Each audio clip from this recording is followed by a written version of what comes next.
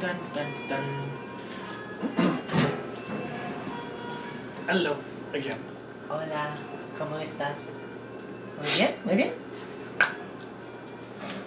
So, go ahead. Hechizos de la Biblia. No, I didn't say that right. I don't remember how to say Bible in Spanish. If I said it Biblios Magico. right, it sounded really pretentious. I know, okay. Los Biblios Magico. No. So we're gonna talk about Bible spells. Mm-hmm. So, Did you have liquor in here? no, I Oh. wish. I know. I gotta go make a beer run here in a second. And you. I got eggnog. I'm That's thirsty. So, hey everybody, how you doing? Sorry for the rants. But, So one of my favorite things on Facebook is why use Google when Jesus has all the answers. but I'm not gonna ask them where to find midget porn. Mm-hmm. No offense to anyone that's Christian or Christo-pagan, just have fun with it. Mm-hmm. So, But tonight's topic is Bible spells. Bible Yeah. magics. Personally, I'm not a fan of Christianity, but I look at the Bible as more like a grimoire. So it's as big as Book of Spells to me. Yeah, and root working in hoodoo. This is a root working hoodoo video. We're working on that. I gotta work some kinks out of that one. I can teach the class, but it's a really long hunk of class.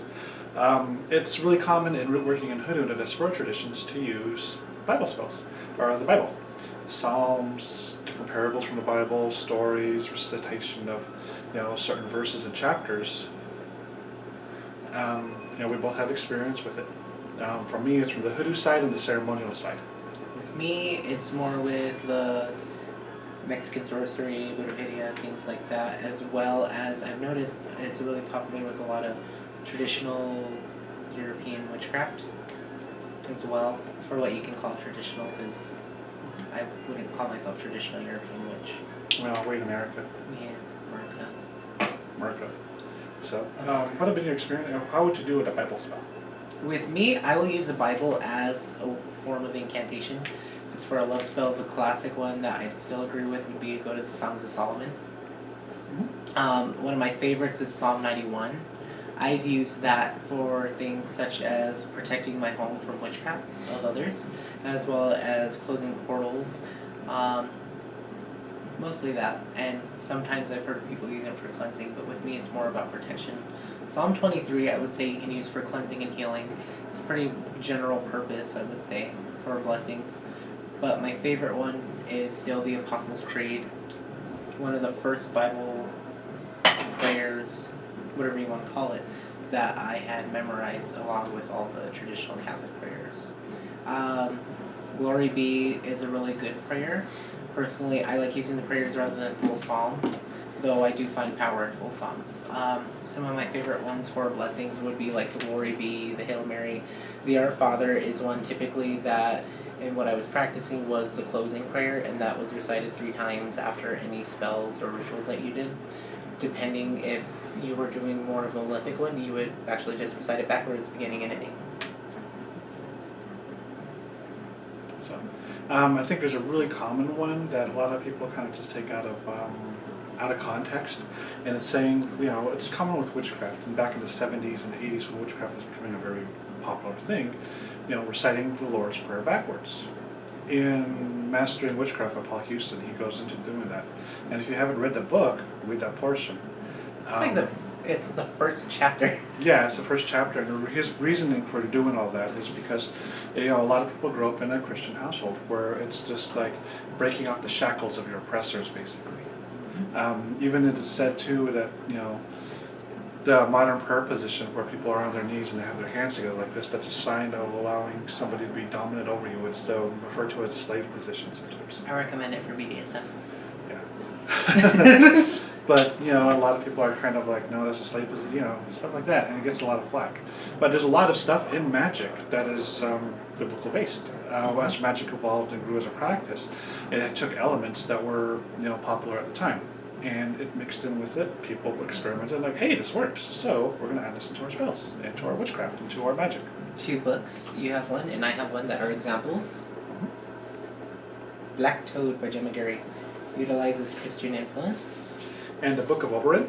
This is Practical Magic from the Time of Shakespeare. It's interesting. It's fun to read. He goes more into writing down prayers. That's how you pronounce that. Yeah. Shakespeare. Oh. No, I'm messing with you. But he goes into like writing down prayers and then carrying them as talismans and amulets and stuff like that, which I've done. Here too. Yeah. There's certain psalms that I used. What I would do is I'd write them down on a piece of parchment and devil's blood ink. Make sure you write small because some of these things can get pretty long. And I'll roll it into a little cylinder and tape it. And then I'll put like a little silver bead on top, a little silver bead on, on the bottom, and I'll attach it to Copper colored string. Yeah, wear it around my neck or I'll carry it in my pocket. So, how have you used it before? With what? The prayers? Prayers. Either carrying them, taping them onto the back of things was something else that I did.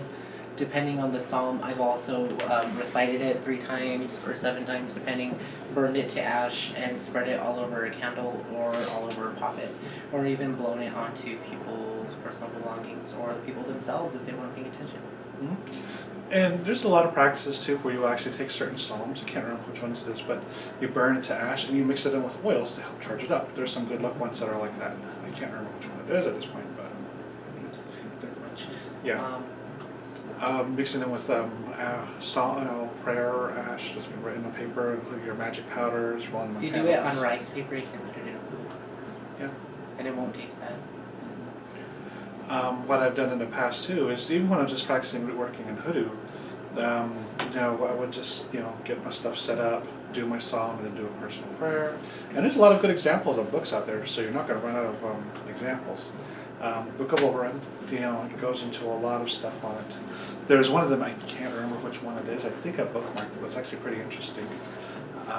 Oh, is it the one where you shoot at the thing?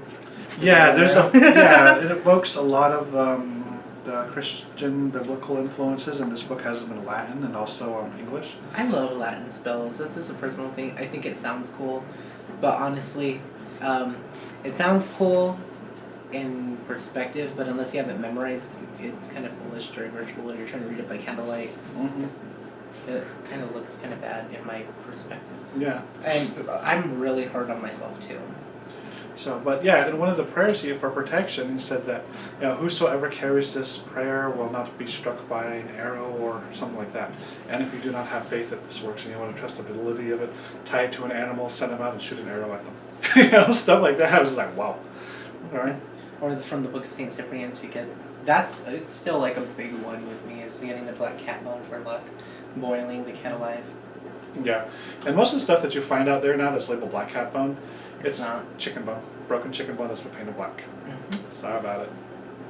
If you can get a real one, I mean, without like murdering your pet. Yeah, don't murder your animals. I'm sure that there's plenty of places that you can actually order the bone. Mm-hmm. It's gonna be more than the whole $14 that you would pay for your chicken bone. Yeah, but you're gonna eat the chicken anyway. I know. Might as well get it yourself. Go to churches. Mm-hmm. Unless you make your own chicken, then more power to you. I respect that. Yeah. There's books that have a lot of information on Bible, or mostly Psalms, is The Voodoo Spell Book. by Denise. I can't say her name, By sorry. Benny Benassi. No, I'm just kidding. Denise Alvarado. Denise Alvarado. She actually resides here in Arizona. I've never met her in person, but I like a lot of her work. Mm-hmm. So she's got some cool stuff.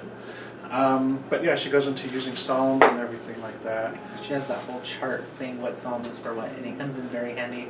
I think Ray Marlborough had one, but... Yeah, Ray Marlborough has one. You say Marlborough? Marlborough. Like Marlborough. I really can't say his name properly half the time. I know. I'm probably not saying it right either. Yeah. But he goes into working with different prayers and stuff like that. Or, well, not him, but Denise Alvarado. Where's that section? Let him look for it. As he keeps it. There you go. He's got stuff like the Apostles' Creed, Hail Mary, Lord's Prayer, Prayer to Black Hawk, Psalms, Prayers, Novenas. That's on page 77 if you have this book. You can also find a lot of traditional Catholic prayers, for one, in the Bible. Number 2, the Catholic prayers are all online too. Yeah. The Catholic Church has a really big website archive of all their prayers. Yeah. They have all the prayers and everything. You'll find different variations of them. You just got to find what it is that you're looking for. Like if you're doing a love spell, I've had people pray to Santa Marta de Dominadora. No. Saint Martha the Dominator. No, not Saint Martha. She don't You really control work. your man. Yeah, she don't really work too well with men. Mostly women. Even sometimes gay men, there's an issue. Yeah. I haven't worked with her, but I know people that have. Yeah, I tried working with her and she just wouldn't answer my petition. But What was that quote that you said?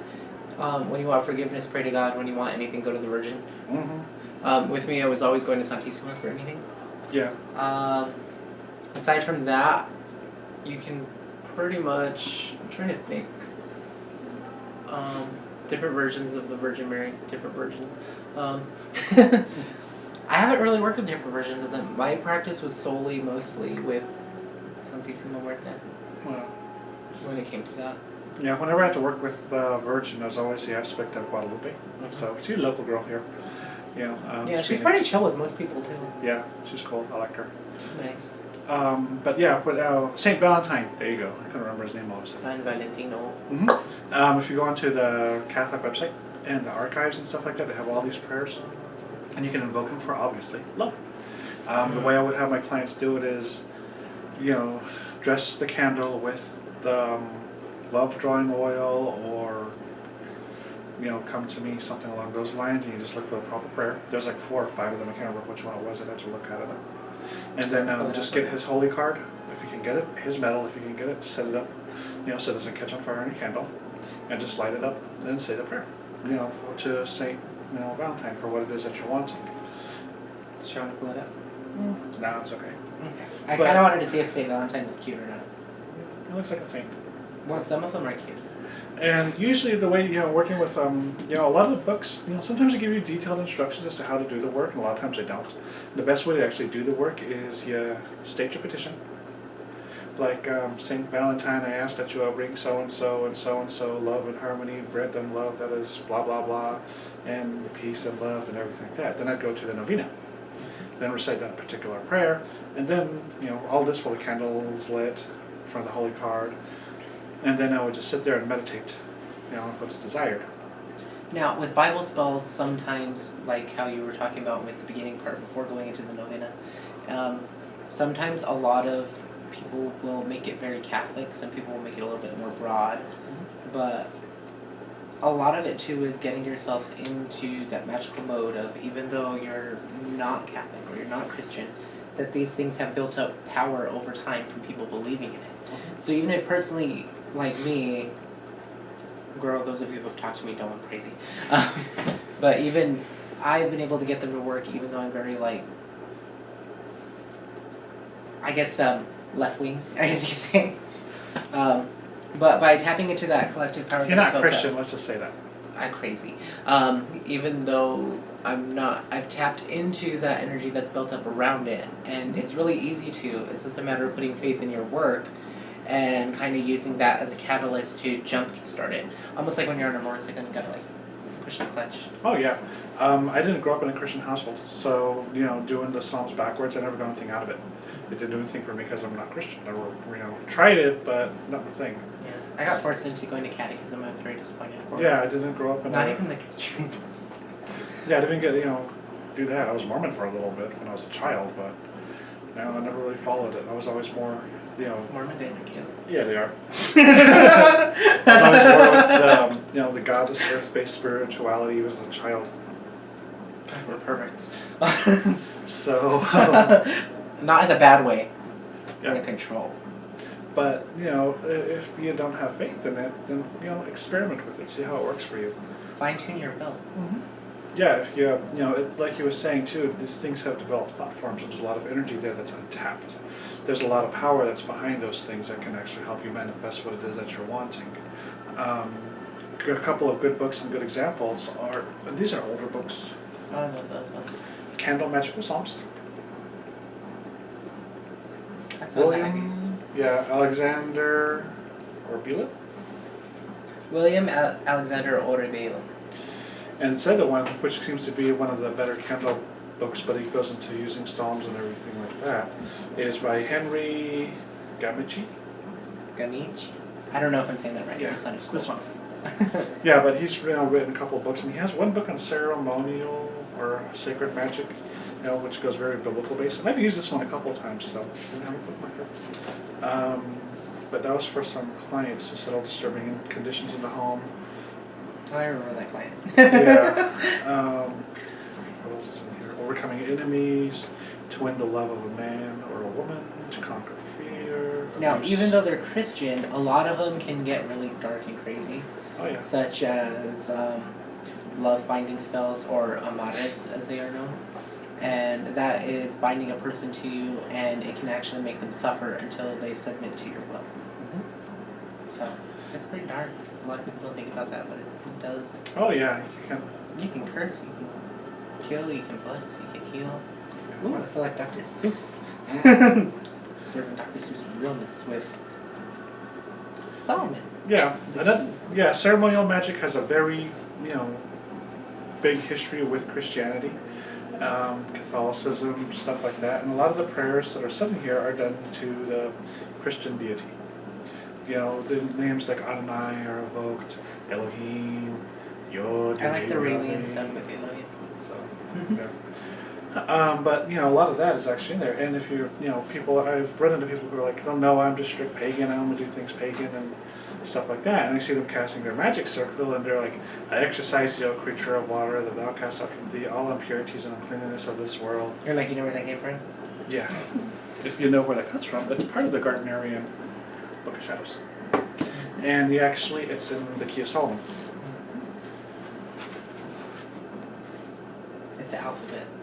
So, I'd show you, but he's got a book. Thank you. I'm not exactly super big on ceremonial magic. I like this. I respect it, and it has power. It's just not my team all the time. Yeah, I like doing ceremonial magic, and it's fun for me. I like all the ritual work and stuff like that. I just break myself out of it by accident because of the long invocations and speeches that are done. I kind of get myself out of that altered state of consciousness trying to perform it. I can't find the page now. I had it written down earlier. But, it's in here. The exorcism of fire, which I've seen some witches use to bless their incense or their thimbles. Conjure thee, O creature of fire, by him who removeth the earth and maketh it tremble, burn, and tormenteth all these spirits, so that they may feel it intensely, and that they may be burned eternally by thee, such and such. And it says, this being said, thou shalt cast the ashes of paper onto fire, saying, and then has the curse. So, see, it can get pretty dark. Key of Solomon, a lot of the old grimoires get to a lot of it, the Goetia, anything that works with angelic spirits. Some of the Golden Dawn stuff goes into, some of the biblical magical stuff.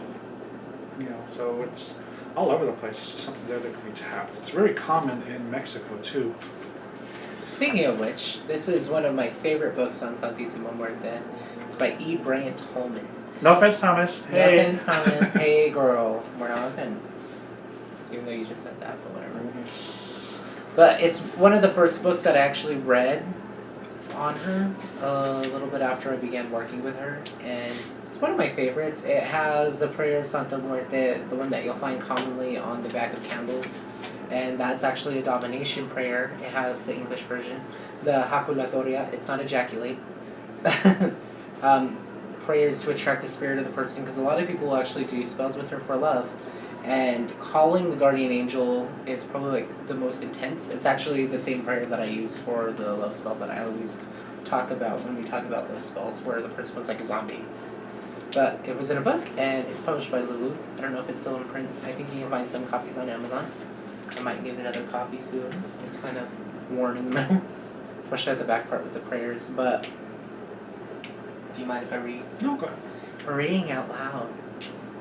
You mustn't read from the book.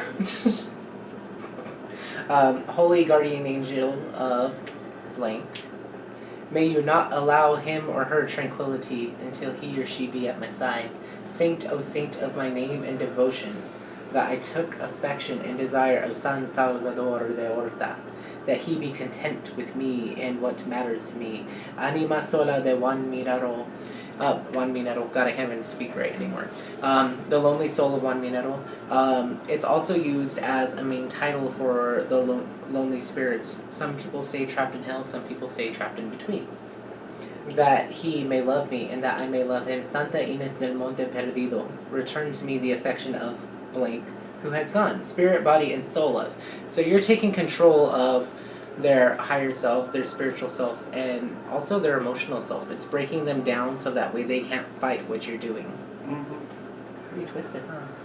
And then it gets kind of sexual too. Spirit, body, and soul of blank, that his love, his affection, his fortune, his caresses, his kisses, and everything of him be only for me. And then after that, it continues and it goes into San Cipriano, which I don't really recommend working with. When you're working with Santissima, they don't get along. And Santa Elena, Santa Maria, La Caridad de Cobre. I work with her, she's cool. Virgen de Covedonga. And you repeat it 3 times, and it's done over a series of 9 nights. And you have to do it every night at the same night. You no breaking it. If you break it and you miss it by even an hour, you have to start over. It's kind of intense. It is. There's no wishy-washy with this ritual. You do it right or you don't do it at all. And ceremonial magic, it's the same way too. You do planetary hours where things have to be done very precise. Started out a Friday night at 9 p.m. I call it the lazy planetary hour. Yeah. Or at sunset for the first hour of Venus, if that's what you're looking for. But, Christianity kind of, with the prayers and everything like that, kind of almost went universal with everything. I've been to some I've known some very strong traditional medicine people on my tribe who will, call on Jesus and call on saints who have been very strong traditionally, but also been very strong Catholic or Mormon or just standard Christian. And they'll do healing work, shamanic healing work or... That was a really cool ceremony. Yeah. I wasn't expecting that. And they'll call on Jesus, and they'll call on the Blessed Mother, Virgin Mary, stuff like that.